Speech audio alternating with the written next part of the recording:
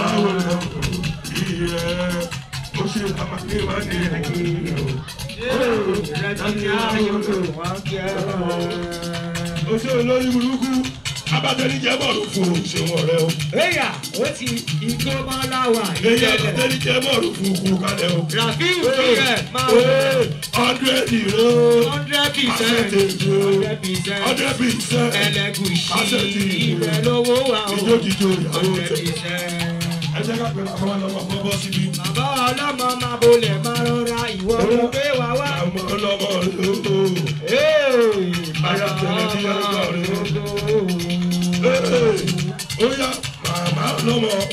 Màmá lọ́mọ. Ijó jíjó ìyàwó Itele rẹ̀. Màmá lọ́mọ. Ìdí oúnjẹ lọ́wọ́ lọ́kí oúnjẹ fáwọn èèyàn. Ó lè ó ti gbá. Ayé àtẹlẹ dá. Kẹ̀kẹ́. Bàbá síbí. Ẹ̀jẹ̀ káàkiri wọn. Àwọn ọlọ́mọ tuntun. Amádáwọ̀. Òṣèlú kálẹ̀ ewu. Àbájí kọ́ mẹ́rin. Ìjọba tó lọ́rọ̀. Fújì ẹ̀rọ.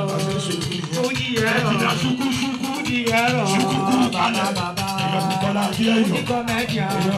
Àfíkà mẹ́sùn tó ti ṣe ọmọ lọ́jà. Àti tó fàyè. Lọ́jà sára. Ìjọba tó lọ́rọ̀. Àwọn ìtàjíjájú. Dada. Ìlèlè. Àbájí kọ́ mẹ́rin. Fújì ẹ̀rọ. Bàbá tí kọ́ mẹ́jà lọ́kì rọ̀. Ẹ̀tọ́. Ẹ bá wà bá bàbá ọlọ́mọ jáde. Bàbá ọlọ́mọ. Ẹ̀rọ ṣòṣì kiri. Ìsáyẹ̀dọ̀ lórí ọkọ̀. Bí ẹ̀ bá wà bá bàbá ọlọ́mọ jáde. Pẹ̀pẹ̀rẹ̀ oúnjẹ. Ọkọ̀rọ̀ ilé orin. Ọkọ̀rọ̀ ilé orin. Àwa ò ní sílẹ̀ ìmúra rẹ̀. Bóyá ẹ ló ká ọ lára. Bóyá ẹ ló mú ọ.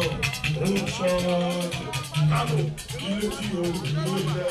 Ọjọ́ ìgbà ewu ẹ̀wọ̀n ní ìlú. Wọ́n ti tó wù tó àwọn ní padà bọ̀. Àwọn ní padà bọ̀.